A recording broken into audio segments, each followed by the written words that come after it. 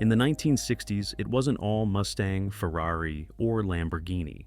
While a handful of models soaked up all the attention, other cars just as interesting were unfairly pushed into the background.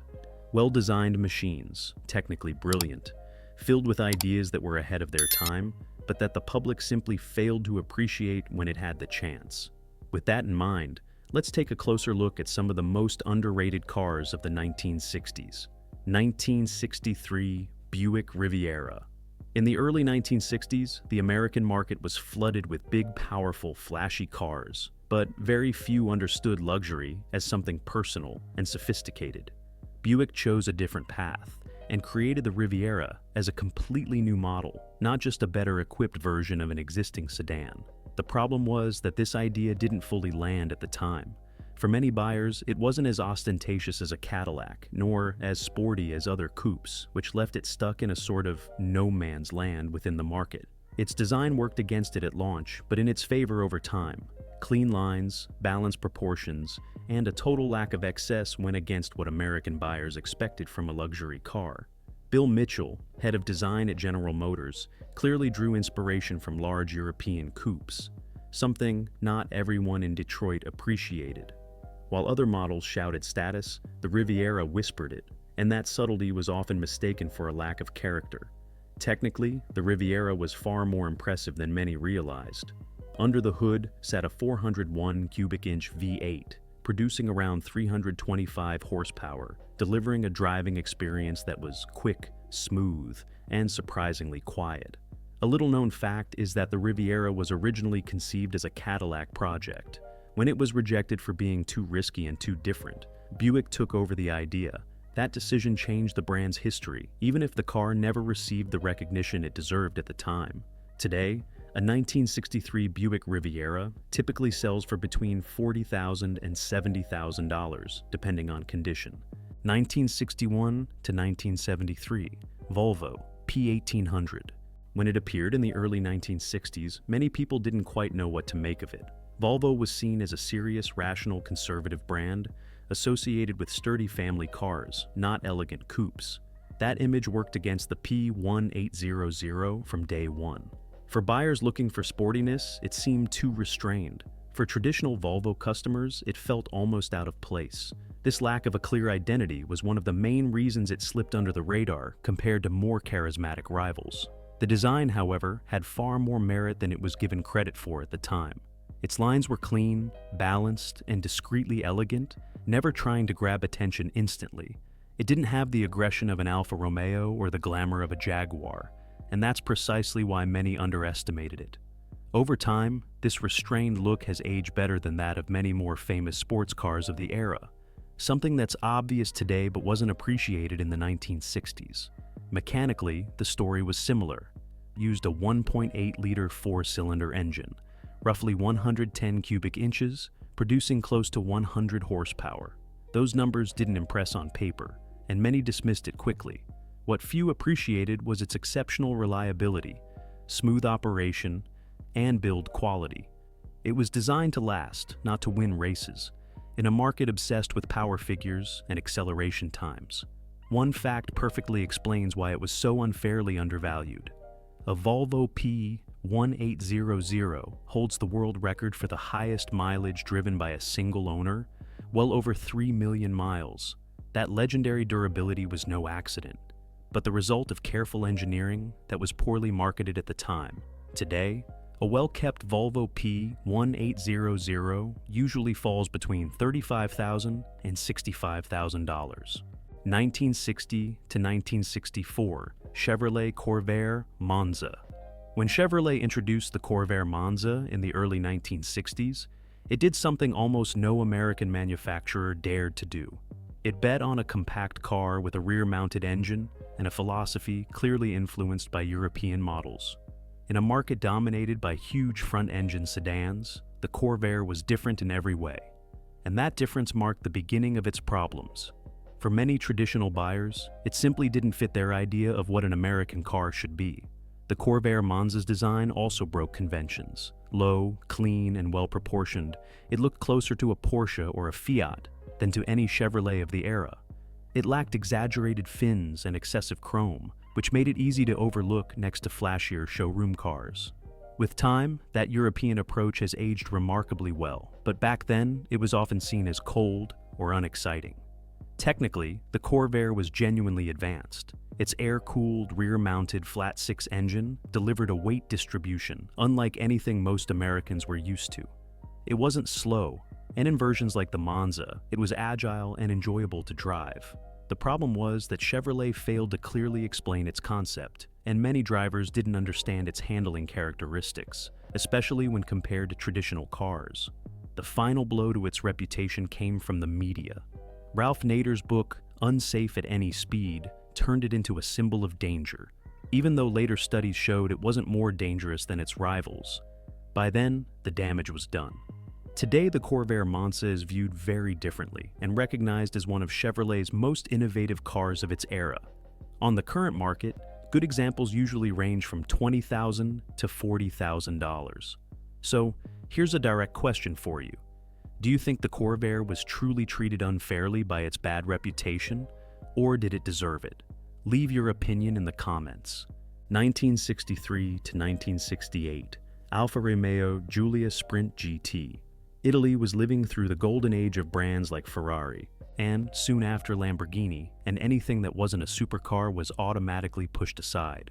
The Giulia Sprint GT wasn't exotic, and it never tried to be, but constant comparison made many see it as a lesser Alfa Romeo, when in reality it was playing in a completely different league. Its design, penned by Bertone, was elegant and perfectly balanced, with ideal proportions and a silhouette that conveyed sportiness without exaggeration. It lacked the theatrical flair of a Ferrari and the aggression of other Italian sports cars, which made it easy to overlook for those chasing immediate visual impact. Over time, that restraint has become one of its greatest strengths, as the car still looks clean, modern, and coherent decades later. Where the Giulia Sprint GT truly shined was behind the wheel. Its twin-cam four-cylinder engine was a masterpiece for its time, delivering lively response, a beautiful sound, and surprising reliability. It wasn't the most powerful car around, but the balance of the chassis, the precision of the steering, and the sense of control made it a special car to drive. Many more expensive and powerful cars couldn't come close to offering the same enjoyment on winding roads, even if that didn't always show up in the numbers or the headlines. A lesser-known fact is that this model laid the foundation for what we now recognize as Alfa Romeo's sporting DNA in affordable cars. It was designed to be driven daily and enjoyed to the fullest, not just admired. Yet, surrounded by louder legends, it never got the recognition it deserved. Today, a well-kept Giulia Sprint GT typically sells for between $50,000 and $90,000. 1965 to 1967, AMC Rambler Marlin. At a time when American manufacturers were playing it safe with predictable shapes and proven formulas, AMC took a risk with a large, elegant fastback that was completely out of the ordinary. The problem was that buyers didn't quite know how to interpret it. It wasn't a pure sports car, nor a traditional coupe, and that lack of a clear category caused many to dismiss it without giving it a real chance. The design was, without question, its most controversial aspect. The massive rear window and long, sloping roofline broke all the styling rules of the time. To some, it looked odd or even awkward, and it received harsh criticism at launch. Over the years, though, that same design has become its greatest asset. Today, the Marlin is seen as bold, full of personality, and instantly recognizable, even among far more famous cars of its era, proving AMC was thinking further ahead than many competitors. Technically, the Rambler Marlin offered more than its image suggested. It was available with V8 engines up to 327 cubic inches, delivering more than respectable performance for a car of its size. An interesting fact is that the Marlin was one of the first serious attempts to create a large fastback in the United States, anticipating trends other manufacturers would adopt years later. Misunderstood and heavily criticized for its design, it quickly faded into obscurity. Today, a good example typically sells for between $25,000 and $45,000. 1964 to 1966, Plymouth Barracuda. When it appeared in the mid-1960s, it did something history hasn't always acknowledged. It arrived before the Mustang and quietly introduced the idea of a compact, stylish coupe with sporty ambitions aimed at younger buyers. The problem was that Plymouth failed to capitalize on that first-mover advantage. When the Mustang exploded in popularity, the Barracuda was instantly pushed into the role of an alternative, even though it had paved the way. Its design was unlike anything seen before in an American car of this type. The massive wraparound rear glass was truly unique and gave it a strong identity. That same feature, however, also drew criticism. Some found it odd, not aggressive enough, too elegant for a market that was beginning to associate pony cars with muscle and attitude. Next to the Mustang's visual impact, the Barracuda seemed more understated, and that cost it dearly. Technically, the Barracuda had a solid foundation. Sharing its platform with the Valiant gave it good balance and more refined handling than many expected. It was available with both six-cylinder engines and V8s, offering options for different kinds of drivers. One often forgotten detail is that Plymouth launched the Barracuda just 2 weeks before the Mustang. That small head start meant nothing against Ford's massive marketing success. Today, a first-generation Barracuda in good condition usually falls between $30,000 and $55,000. And now, the inevitable question. If the Barracuda came first, why do you think history only remembers the Mustang? I'll read you in the comments. 1962 to 1963, Studebaker Avanti. While other manufacturers played it safe, Studebaker went all in with a radical design, ditching the traditional grille, using clean lines, and a fiberglass body that broke with every convention. The problem wasn't the car, but the context. The brand was already in serious financial trouble, and that made many buyers distrust the Avanti before understanding what it truly offered. Its design was one of the main reasons it was underestimated. Too modern, too different, too risky for a public used to clear American design cues. The lack of a traditional front grille confused many, and its aerodynamic shape was seen as strange rather than innovative. With time, that look has become one of its biggest strengths, but back then it felt like an uncomfortable experiment. Technically, the Avanti was far ahead of many rivals. It offered powerful V8 engines, including supercharged versions that delivered impressive performance figures for a production car. It was fast, stable, and surprisingly advanced aerodynamically. Unfortunately, production issues, a weak dealer network, and Studebaker's overall struggles prevented it from getting the support and visibility it deserved. A lesser-known fact is that the Avanti was one of the most aerodynamic production cars of its time, directly contributing to its high top speeds. Even so, it never managed to establish itself in the market. Today, a good Studebaker Avanti typically sells for between $45,000 and $80,000. 1963 to 1965, Ford Falcon Sprint. The Falcon already had a reputation as a simple, practical, no-nonsense car aimed more at families than enthusiasts. That image weighed heavily on the Sprint version, which arrived with a very different proposal but remained trapped under the label of an economy car. To many buyers, it was still just a Falcon, and that caused it to be completely overlooked next to flashier models. The design didn't do much to change that perception. The Falcon Sprint was clean, compact, and discreet, without dramatic styling cues.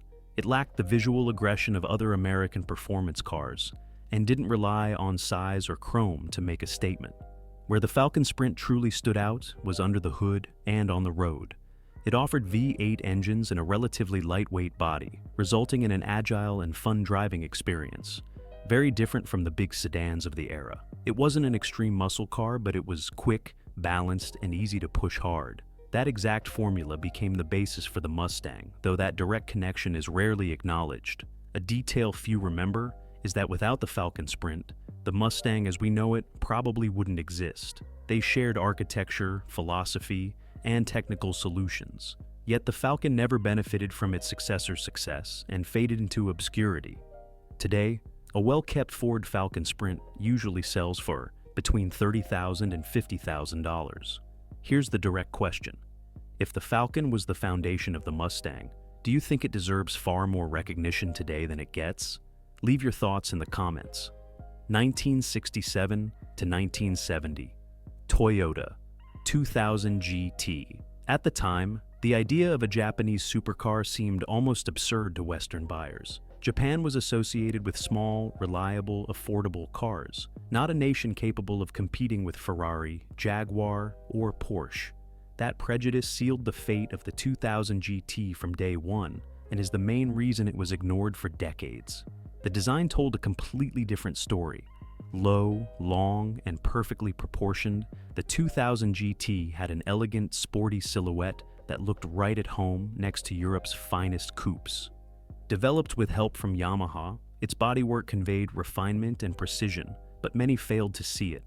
For too many buyers, it was still just a Toyota, and that label outweighed its looks and engineering. Technically, the 2000 GT was a true engineering masterpiece. It featured a 2.0-liter inline-six, about 122 cubic inches, with dual overhead camshafts, capable of revving high and delivering a smooth, precise driving experience. A lesser-known fact is that much of the 2000 GT was developed by Yamaha engineers, which explains its refined character and distinctive sound. It also set several endurance records that proved its quality, though almost no one paid attention at the time. Today, the Toyota 2000 GT is one of the most valuable classic cars in the world, with prices easily exceeding $1 million. And with that, we close this list. After seeing all these cars, it's clear that automotive history hasn't always been fair. Many of these models had more than enough design, engineering, and character to be far better recognized, but for different reasons. They remained in the shadow of louder names. Now, I want to hear from you. Of all the cars we covered, which one do you think was the most unfairly underrated and why? No choosing all of them. Pick one and defend it in the comments. The debates are always great, and I really want to read your perspective as an enthusiast.